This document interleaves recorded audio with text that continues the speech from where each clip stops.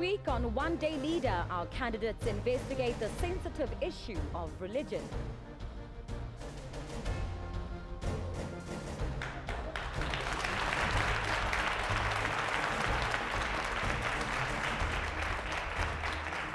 Good afternoon, Mzansi, and I hope you're having a fantastic long weekend. We're coming to you live on SABC1 Mzansi for sure. Namhlanje elinye lamanqamu as one of our leaders is going home, but who will it be? Yebo Mzansi, we are having our second elimination as we get closer to announcing the true One Day Leader Season 5 winner. Now, in the past couple of months, various church practices and beliefs have come under public scrutiny since the emergence of videos and photos of some men of the cloth involving their members in dangerous acts, all in the name of religion. Well, this has led to breaking news that congregants are being instructed to eat grass, drink petrol, and are even being subjected to being sprayed with insect repellent, all in the name of healing. Now, Mzansi, in a country as diverse as South Africa, one can only expect to have varying religious beliefs and practices, as we citizens have the freedom to choose whether to believe in God, Allah, Buddha, or any other gods we please. And this freedom also boils down to having the freedom to choose how we go about practicing our beliefs. So why then does society see differences in belief practices as immoral? Well, that leads me to today's debate question. Should religious practices be regulated? You can join the conversation and share your own experiences by visiting our Facebook page, One Day Leader SA, to share your thoughts on the topic. Also, check out our Twitter page at One Day Leader and use that all-important hashtag OneDayLeader5. Well, to engage with us, as we'll be showing your comments live on the show.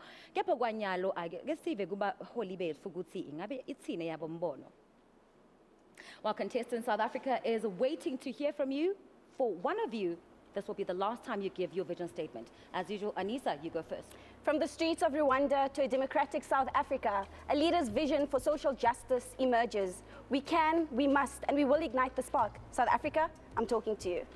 Thank you very much. Leader 2, it's your turn.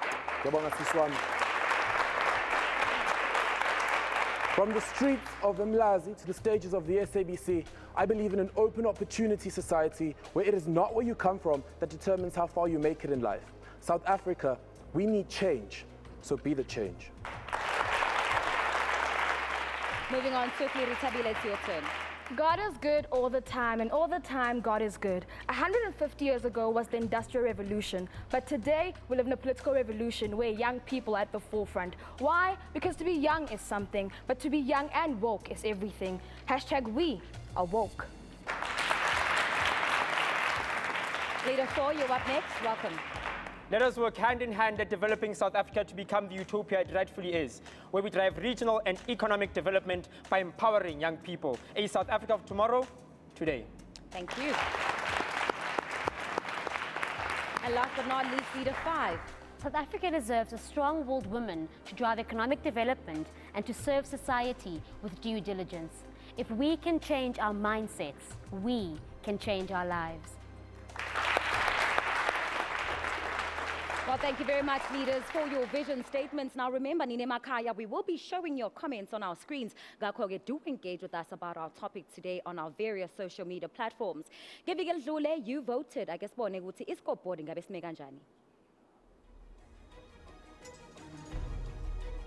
while leading currently is Lebo with 12 points. And trailing behind is Sydney, sitting with 9 points.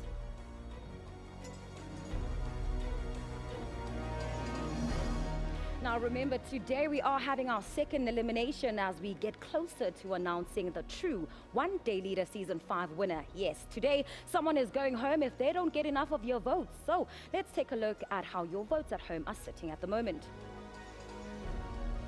While currently leading is Ritabile on 254 votes, and trailing behind is Lebo with 14 votes. And now let's see how you can keep your favorite in the competition until the end of the season. To vote for Anissa, SMS Leader 1 to 32672.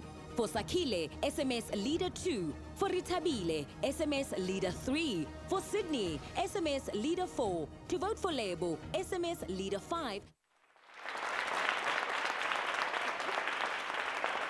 Well, from simple and seemingly harmless practices such as the buying of holy oils and holy water, some practices have moved into very controversial and at times harmful territory. The Greater Society has been up in arms calling for the regulation of some of these practices. But with having a constitutional right to practice our religion and of course the many different denominations, how then do we begin to regulate it? Mzansi, siyazibuza ukuthi ingabe singaxazulula kanjani lolu daba kodwa mhlawumbe amajaji ethu enawo umbono. Well, joining us today as our guest judge is Ms. Thabang Mashego, who is a spiritual conciliator from Zimkhitha Healing Center. Ms. Mashego, welcome. Thank you very much. Thank you.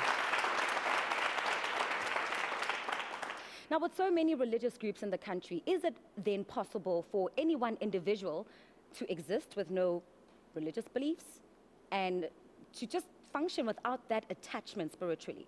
Sure. Thank you very much for the question.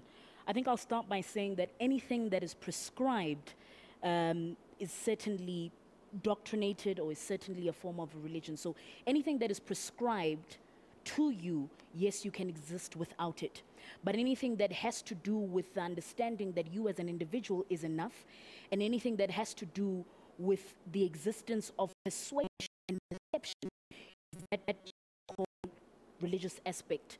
And for me, I think we need to challenge the notion of, is religion today having the ability to persuade and to also aid in the perception of reality and life itself? So one thing that we need to do is to then equip and educate individuals that your body doesn't have eyes, your soul does.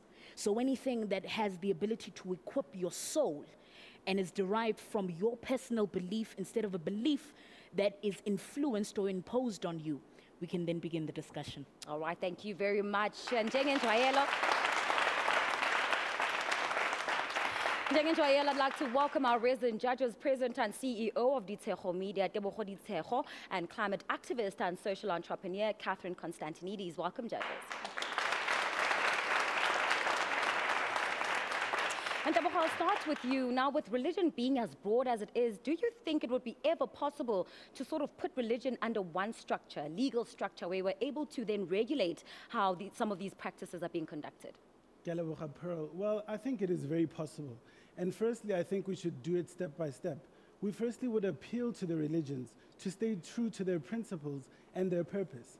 You have one religion that says it's going to deliver you from evil, another religion which preaches peace amongst the people. Now, as soon as you're not being delivered from evil, but towards evil, then you're not doing what the religion is prescribing that you're going to be doing. And as soon as the religion doesn't pursue peace amongst the people, then of course it's not doing what it has to do. And then we can move from that and say that would be the basis in which we would regulate the religion. All right, thank you very much. Some very interesting opinions. Mzansi, when we see media reports of people engaging in religious practices that are unusual, society tends to blame church leaders for exploiting their vulnerable congregants. But how true is this? Well, here is a story of a congregant member who believes there is nothing wrong with some of these practices and how they've been of great assistance to his life. I guess he's in Nabayake.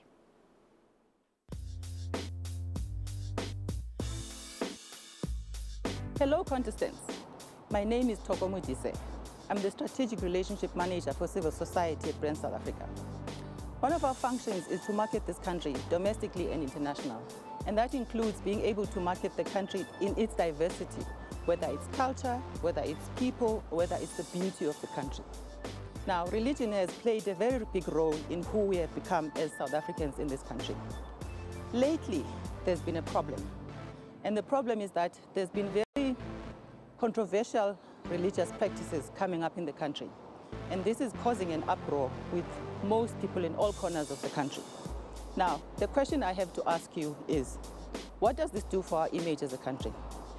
Your task for today is, should people engage in these practices and whether we have a right to judge them or not? Your task leader for today is Lebu. I wish you well and good luck. Let's speak about the grass. Let's speak about the oil. Let's speak about whatever that they speak about. People who complain are people who did not eat the grass. People who eat the grass, they never complained. There has never been a case where they say, I'm opening a case, I ate the grass, I'm dying, or there's never been a case.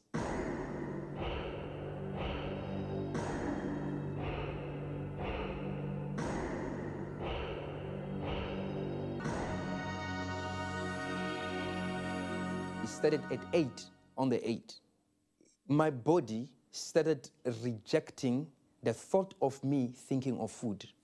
When I think of food, I would vomit, you know, and when I would swallow my saliva, I would vomit. I vomited to such an extent that I was no longer with food in me, no water, nothing. When it was severe, it was around I think 8:45, somewhere there, 8:45. This is where I said, no, I need to go and see a doctor.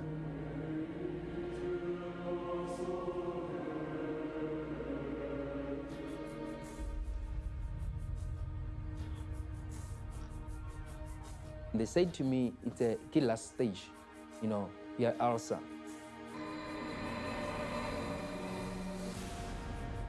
They prescribed a lot of tablets that they prescribed, you know, because they didn't understand what is happening. The reason why they actually admitted me quickly is the hiccups, because the hiccups were not normal, or even the hiccups that it was not that. My hiccups were closing my breath for several seconds.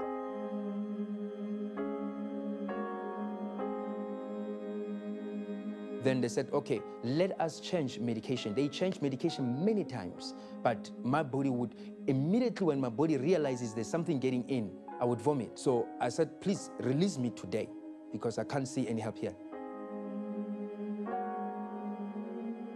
Then my brother, he's not a born again, but he said something so profound. He said, you see, your life is your life. When you're sick, you don't look at how people and what people say. Go to a pastor to pray for you. Then I decided, said, I'm going. Remember, I could not walk 3 steps. If I take 3 steps, blackout, I will fall. And the man of God now comes. He prays for people, Then he get to me, and he touched me and prayed just smalanyana for me, you know. And then he went to my knees because I was very weak. Then from there he said, stand up and walk like a gentleman, you know. Then I found myself standing up like I'm not sick. And then he said, run. Remember, I can't walk, you know. Then I found myself running and I ran and I found myself exercising there. I could not believe my eyes.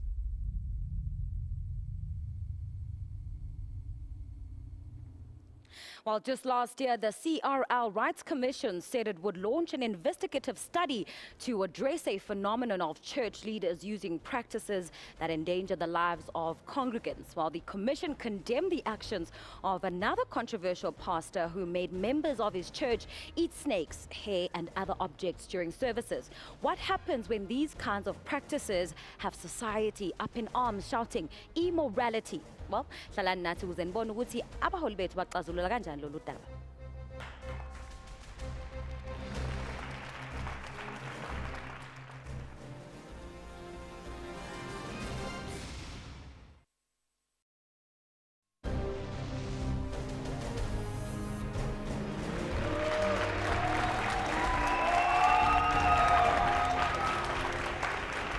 Nginamkele futhi mbukeli ku-One Day Leader. Now ningakhohlwa ukuthi by the end of this episode, one of your leaders will be going home. So make sure you're watching closely and that you're casting your vote for your favorite. Now, not so long ago, a famous pastor was accused of inappropriate behavior when a 17-year-old girl from his congregation had abdominal pains and sought help. Well, he assisted her by touching her private parts in full view of the rest of the congregation as part of the healing process. This resulted in a societal outcry, with citizens of the country feeling the need for regulation of certain belief practices. I guess, Bone, how the contestants handled their task.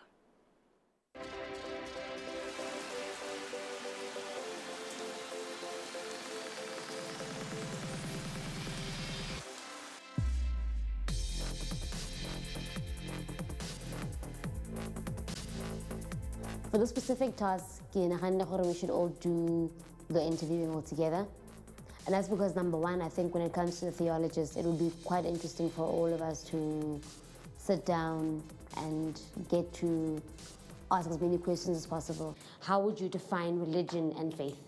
Religion, you know, and faith gives you a sense of purpose, a sense of who am I, you know, a sense of why am I in this world. Do you think that faith or religion actually pushes people towards these practices? Your issues of insecticides or people being forced to eat snakes and things like that?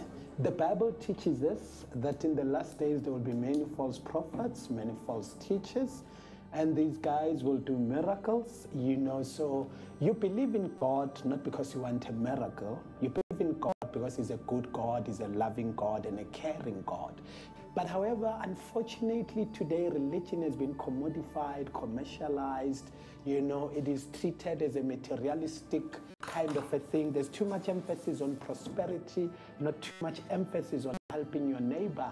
So like, my question then would be, what is so sort of fluid about practices within Christianity comparatively with other religions that don't particularly see problems of this nature occurring? You would notice that a lot of people are poor, a lot of people are unemployed, a lot of people are not so educated, you know, and so they are so easily gullible, you know, to these false teachers, you know.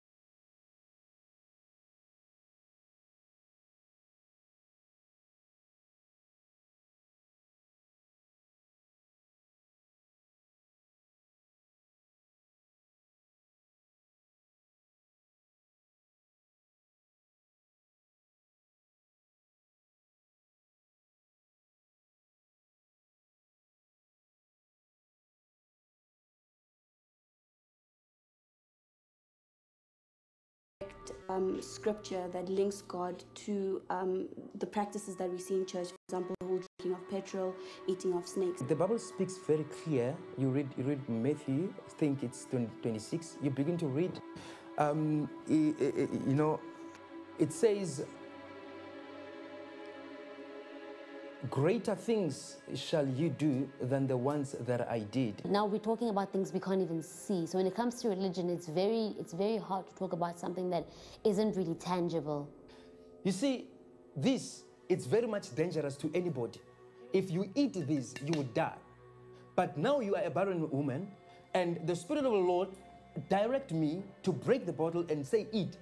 And because you are filled by the Spirit, you don't see the bottle that will kill you. You believe in Christ, you eat it.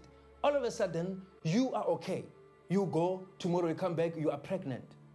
It was very hard to believe the things that Abdi Temba said. For me, as a constitutional responsibility, I have to respect it, but for me, I just don't really believe the occurrences thereof. Why do priests or pastors nowadays require people to consume objects that are out of the ordinary, whereas in comparison to pastors and priests way back when, they didn't have to do that? You didn't have to consume something out of the ordinary. What's changed in all of that? Petrol is dangerous, isn't it? But have you heard somebody who has drank petrol under the influence of the Spirit came and say, I drank this and I died, or I drank this and this is what? It has never happened. It shows that when the Spirit of the Lord is upon the men of God and the men of God begin to declare and decree upon the petrol, it will not be petrol anymore. I want to believe this, but like my common sense is just like, nah. I don't think I've truly found the answers that we were looking for. All right, interesting findings from our leaders there on that task. Let me turn to Thabang for a second. Now, with some of the absurd behavior that's been recorded in media reports lately, what would you say drives some believers to act in these extreme ways? Absolutely. Critical question that you've asked, Pearl. In the insight, the person that they went to visit spoke about something so critical, we don't even need to go far: poverty. Now, poverty of the mind, poverty of the spirit, poverty of the emotion immediately creates a misalignment between you and consciousness. Now, if people are not purely consciousness, they need to understand that they will not make effective decisions for their own personal lives. So desperation is what drives people to make the decisions that they do. So remember earlier we had said that religion is an ideology on its own. It's been commercialized and it functions on two things: perception and persuasion. So if you are persuaded to perceive something, you must know that has the ultimate power. And I think these are the discussions that we need to have based on desperation. How do people, or how does society address desperation? And this is purely linked to socio-economic factors that can be explored. All right, thank you, Thabang. Catherine, let me come to you, and we've got 30 seconds. But we've got, you know, the Bill of Rights. We've got the Constitution, which are the cornerstone of our democracy. And part of that involves the right to choose whatever religious practice or beliefs that we want to do. So why then the constant calling for the regulation of religious practices? I think it's important to note that the Constitution guarantees religious freedom. However, we're at a place in our society now, at this point, where religious practices versus religion is a very thin line.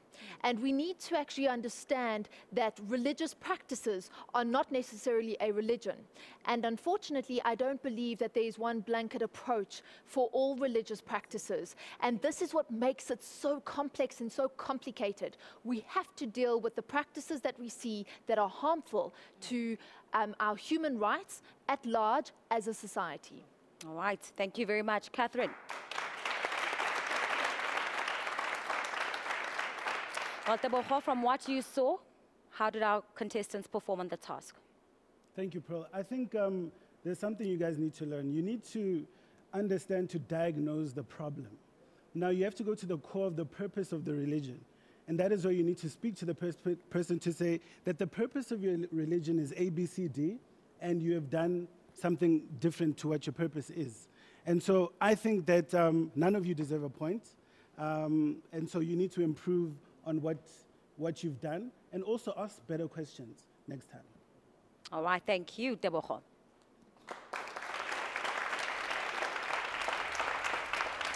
Again, Bugeli, Emba Kwekefu, we delve a little deeper into the issue as our leaders try to find solutions to the issue at hand. Maslanga Emba Kweitolo.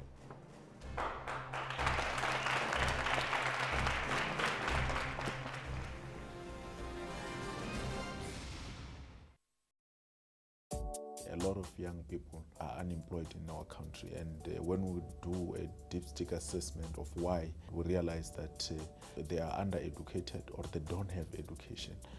Secondly, it's because they don't have the skills that are required by the economy. There was a need for a youth development institution like ours to focus on education and skills development. We are looking at upscaling our grant funding program, our scholarship as well as our second chance medical right program.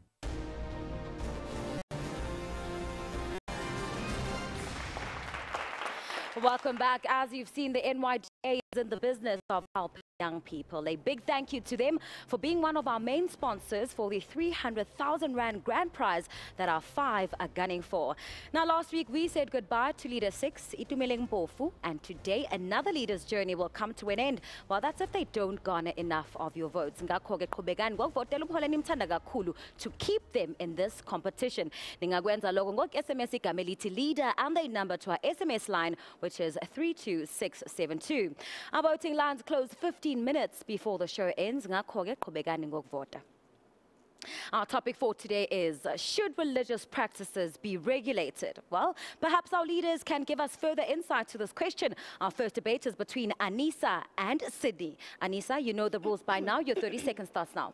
Religion is a belief, it cannot be touched, and in Islam it means a way of life. See, regulating religious practices does not only speak to it being constitutionally problematic, but how psychologically wounded we have become as a people. Who then regulates which religious ideologies? Hence, we need social justice through education. We need to go back to basics and clamp down on problematic persons within our religious spaces. We already have laws that deal with issues of commercialization. We already have laws that deal with issues of exploitation. We already have laws that deal with issues of abuse and terrorism. Let's use them and not create new policies. Anissa, what you're saying is fundamentally false, because in 2015, when the Commission for the Protection of Religious Communities in South Africa wanted to lodge an application to fight against such religious practices, it was null and void. Now, how can you say that we are a psychologically wounded nation, whereas we can see vividly with our own two eyes, day in, day out, Sydney, when I speak of psychologically wounded, it goes back to what the anthropologist said, where people go to bed hungry. When these preachers dwell, can I answer you? When I speak about, can I answer your first question, Sydney? Sydney, let me answer your question, though. Can I answer your first question? Which one do you want me to answer? All right, you may. Yeah, when I speak of psychologically wounded people, I speak of people who are unemployed, people who are easily manipulated, people who are told things and believe it, people who tonight do not have food on their table. They are the ones that are easily... why we should regulate religion, so that pastors cannot who take then advantage controls of these them. religious ideologies? Which religious ideologies do you then control? How then do you say that eating a snake will be regulated? That, in their eyes, could be seen as something right. Anissa, your 30 seconds starts now. Nowhere in the Bible is God linked to eating snakes or drinking petrol, just like how nowhere in the Quran does it speak of ISIS practices. See, social justice through education preaches that religion is not a building nor a person. Christianity is not the church nor the priest. Islam is not the masjid nor the imam. Hinduism, Judaism is not the temple nor the rabbi. We must move away from glorifying and treating individuals as superhumans, because this is where the problem begins. We cannot regulate the unregulatable. Thank you very much. Thank you. All right, Sydney, it's your turn. 30 seconds left now. In 1978, 900 congregants of the People's Temple under Reverend Jim Jones drank punch laced with poison and died, desperate for a miracle. Modern day, desperate people who are jobless and landless are drinking petrol, inhaling insect repellent, and eating grass, all in the name of reaching a form of breakthrough, of reaching healing or sourcing miracles. Do we not see vividly how history continues to repeat itself because of our reluctance to regulate such practices? All right, time is up, Sydney. You've got 60 seconds. Sydney, again, you're asking me about psychologically wounded people, and these are the exact same people that you talk about who drink these. So my question to you, Sydney, is then, how then do you, if you're talking about regulating, how do you regulate it? It's very simple, Anissa. We have a constitution that each and every single one of us are entitled to a Bill of Rights to. Correct? Now, what the constitution cannot do, it cannot go into the affairs of the church. It cannot go into the affairs of these unscrupulous religious practices. And so we need to use our constitution as that regulatory body. Listen, in China, they have regulated religions, right? But you're not in China. Listen, this is what could happen. You have history, as you were saying, history. The people you spoke about were they in South Africa? Died because of religious practice. The same 900 were they in South Africa? Today, it has not been regulated. But were they in South Africa? I'm giving you an example of China. You tell me we're not in China. But anyways, the Chinese people have regulated religion. They have their own churches that they go to, their own regulated... What is your point? My point is that, do you then say that We have to regulate because these people in China, foreigners are not allowed to preach. Thank you very much. Time is up. Sydney, 30 seconds. In the event where our religious practices promote and perpetuate violence, sexism, patriarchy, and homophobia, should they not be regulated? Where our right to life and human dignity are put at risk from the consumption of all of these dangerous chemicals and inedibles, should the state not intervene? Where this holy book is used Sunday in and Sunday out to smuggle me out of my very last few cents, should we not have a commission monitoring our churches? We regulate religion not to challenge religion, but to go deeper into humanity. All right, time is up. Thank you very much.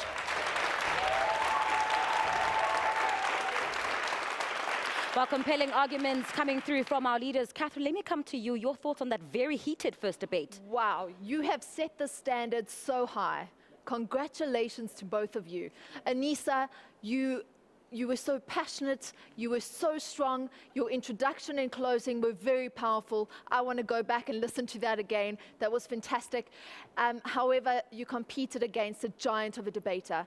Sydney, you were unbelievable. Today you brought your A game. Well done, and you've just set the level somewhere else. Well done. You take it this time. All right, very well done to you, Sydney, for taking that debate. Now, you at home, please share your thoughts on our social media platforms, and we will show them on our screens right now. And don't forget to tag at One Day Leader. Join us after the break as we get into our second debate.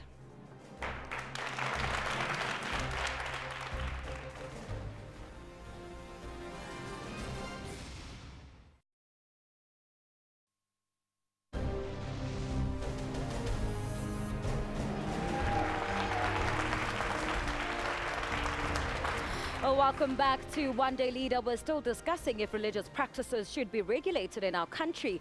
Well, interesting views we have been getting not only from our contestants and judges here in the studio, but also from you, our viewers at home. Let's keep those comments coming while we move forward with our next debate. Well, our next debate is between Rithabile and Sakile. Guys, you know the rules by now. Rithabile, I'll start with you. 30 seconds. It is unjustifiable for us to use the Holy Spirit as an excuse for people to drink petrol, to be sprayed with insecticides. It's because our people are in such circumstances that are so dire and indirectly and directly lead them to feel okay, that it's okay for me to stand there when an insecticide is spraying their faces. We need to have the CRL to regulate this, because what you have is these pastors don't have even proper training of the Christian religion. We also need to get to a point where we realize even Section 12 of the Bill of Rights prohibits such behavior. Thank you very much. Time is up. Your 60 seconds starts now, leader. So my question to you is, when you regulate, how do you estimate the extent of that regulation so as to say that it doesn't create precedents for other regulations that directly target, for instance, minority groups through that? How do you protect minority groups through that regulation? Okay, so already we see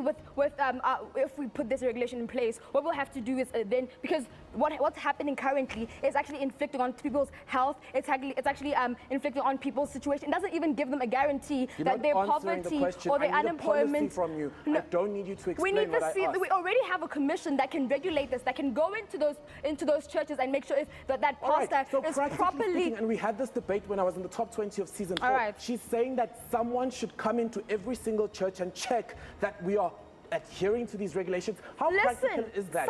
Where is the people's health are at risk here. People's health status are at risk here, because what's happening is that insecticides are being sprayed in their faces. So time is up, leaders. 30 seconds remain. It's no doubt that religion gives us purpose, and it's no doubt that we all want prosperous lives. What I have to say as a South African is that shame on the Nazis for degrading the Jews in the name of political power. Shame on the Taliban for shooting young girls like Malala in the name of religion. And shame on the apartheid government for using the Bible to degrade black people. And also, shame on you if you stood there when an insecticide was sprayed in your face instead of getting a CV and actually bettering your life. Thank you so much. Thank you very much. The tables are turned now. Sakile, your 30 seconds Thank you. There is absolutely nothing woke about limiting religious freedoms. There is no place for regulation in South Africa, a country that prizes inclusivity and that prizes tolerance as the founding pillars of our society. There's no place for regulation of religion. If your problem is with disenfranchised individuals being subjugated or exposed to unscrupulous religious leaders, then deal with those leaders, deal with the fact that they are probably desperate to get some sort of help, so they subject themselves to this.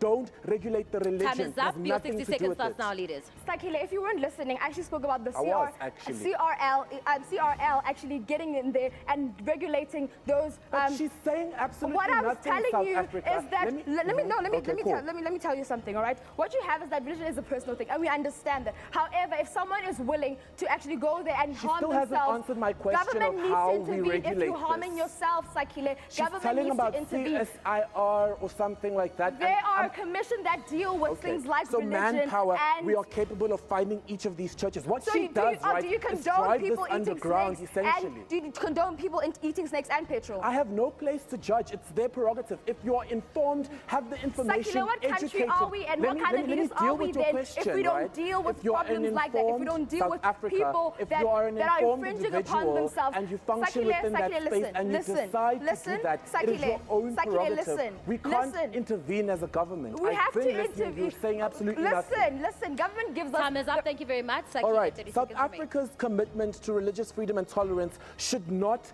be conditional. South Africans deserve to have their religious beliefs and practices protected, ladies and gentlemen. I understand in the instance of somebody who is desperate or disenfranchised entering a religious institution and trying to seek help therefore. I think those individuals should be educated so that they function effectively and make critically informed decisions when in those religious spaces. We don't regulate religion, we regulate the information people possess prior to going into those religious spaces. Time is up. Thank you very much.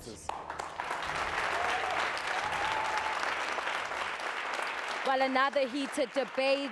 Now, Tebogo, let me come to you. Your thoughts on that debate? Well, Sakila, you were spicy today. What happened? That was a great debate.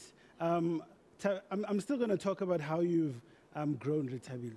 You've grown from strength to strength. You're only 19 years old. You're the youngest contestant, yet you're doing a great job. I think you deserve a round of applause. I actually enjoyed your spiciness for the first time. I think it was necessary in this debate. When you were looking at your time and giving her a bit of attitude, you even put your hand onto your hip. I think it worked. I think you also spoke about her flawed logic. You know, speaking about how you can't regulate the religion. If it's an issue of desperation, disenfranchisement, unemployment, then deal with those issues. So I agreed with your argument, and unanimously the judges have decided that, Sakile, you take this debate.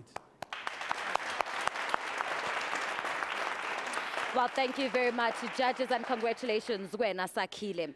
Now, Nina Makaya, remember to keep voting because today one of your contestants are certainly going home. And if you don't want it to be your favorite, make sure you vote as many times as you like. Ngok SMS igameliti leader the number yabo to our SMS line, which is 32672. Now, since we have an odd number, our final debate is going to be between Lebo and another contestant that you will choose. The decision you make is very critical.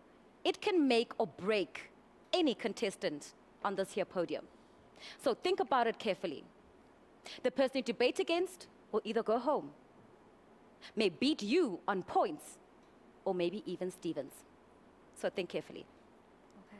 Okay. I'd like to go with Sydney, please. All right. She's chosen Sydney. Sydney, you know the rules by now. 30 seconds, that's now. We live in a society where our personal ministries and convictions have taken precedence over the fundamentals of humanity and, to a larger degree, the teachings of the religions that we subscribe ourselves to. Churches stand proud and tall. Mosques and synagogues are filled. Ancestors are praised. Yet society remains divided. Divided over Israelites and Palestinians. Divided over Anglicans and Methodists. What we need to do, we need to reach a level where we stop concentrating so much on these religious practices, but we look more at how do we build humanity. Thank you very much. 30 seconds is up. 60 seconds. Sydney, I love your statement there, but now, just for you to answer that question you just posed now, yes. How do we build humanity? We build humanity by looking at what is happening in our churches right now. If I'm an attendant at the Pentecost, for example, then I need to go into that church knowing that out there in the world there's an Anissa, there's someone from a different religion, and take it upon myself to learn more about people's religions. I mean, this is more about the conversations that I would have with Anissa on a personal basis. But personally, I'm a Christian, but I learn about other religions. Does each of us have the space to learn about every single religion out there? That is exactly no matter where you're from, no matter that space. How do we create that space, even in the most of remote areas and the most lowest LSM areas, how do we create that space for every single person in this country? So I think the point you're trying to make is a bit exacerbated, right? Because we are talking about how we can make that point in our immediate spaces. If you as a person know of another person from a different religion, if you know of another person from a Sydney, different church... but is that enough, though? Is that if you're going to be talking about you personally, then I would ask you the Thank you question very much, leaders. If, time is up. Sydney, 30 if seconds. Jesus Christ was to return and find that we have divided ourselves within our churches, what would he say?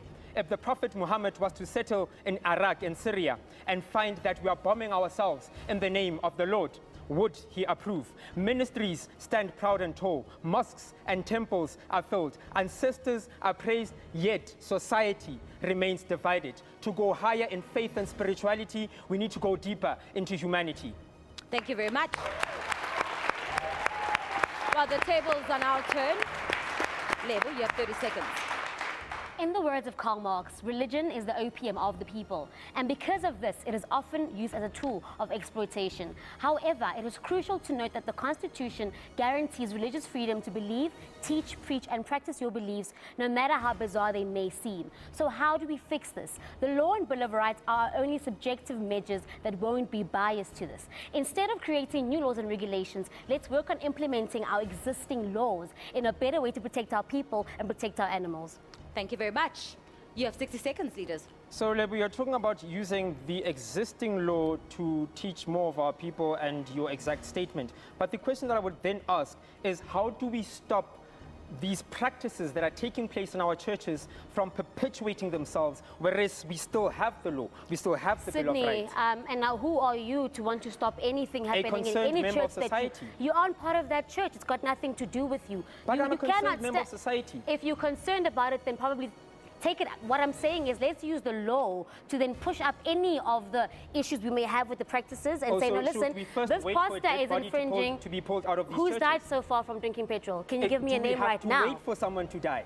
The problem over here, Sydney, is the fact that people tend to want to be involved in religion or practices that pretty much aren't part of their own realm. It's not up to you The entire world to was decide. involved in the fighting of apartheid, but they didn't live in apartheid. We're speaking about practices right now, not apartheid. So what I'm saying to you right now is the Thank you very much. Thank you very much.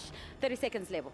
Even if we think people are being misled, each person has the right to make a choice, and within the law, they must be respected, and as we do any other culture in the world. The law and our Bill of Rights are our only measure for us to not be biased in how we deal with the thing at hand. In the same way, we can't deal with traditional practices. We can't do anything with religious practices. We have to look at it from a point of view where if no law is being broken or no human right is being violated, leave the people alone. Thank you very much, Lebo. Thank you very much, leaders.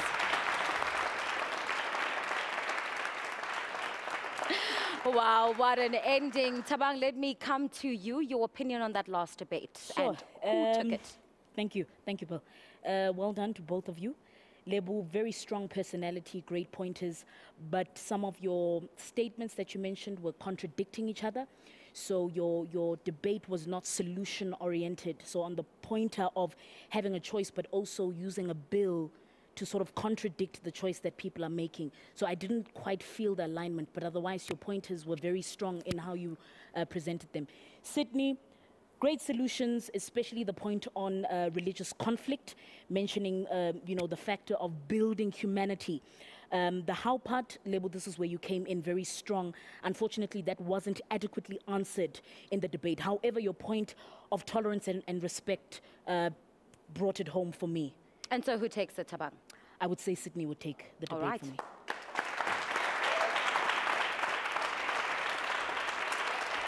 Well, thank you very much. Judges, thought-provoking debates there indeed. As it's now the voting lines are officially closed. And as I take you to the ad break, our studio audience will also get an opportunity to have their say by voting for their favorite contestant this week. Our auditors will then tally our viewer votes and we'll get to find out who is going home.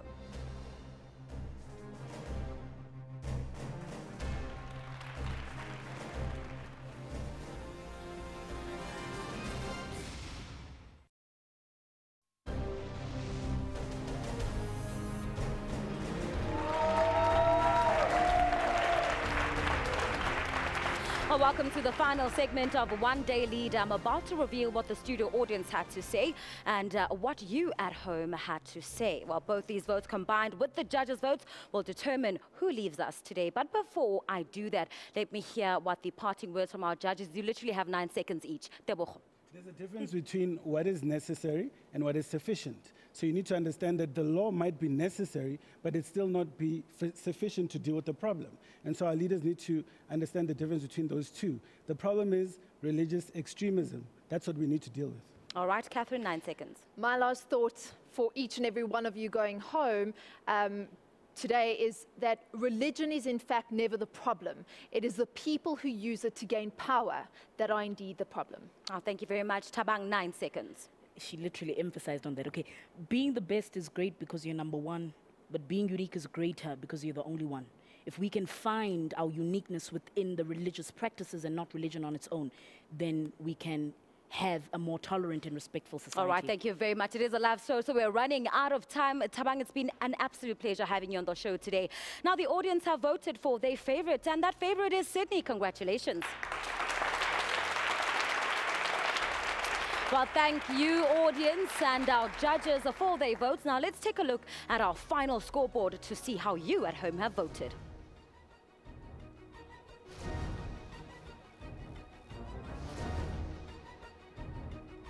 All right, leading the final scoreboard is Ritabile with 261 points, and trailing behind is Lebo with 14 votes.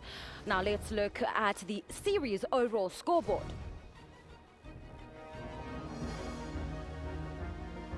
Well, big congratulations, Lebo and Sakile. You were tied. Unfortunately, Anisa, your light is out. Goodbye.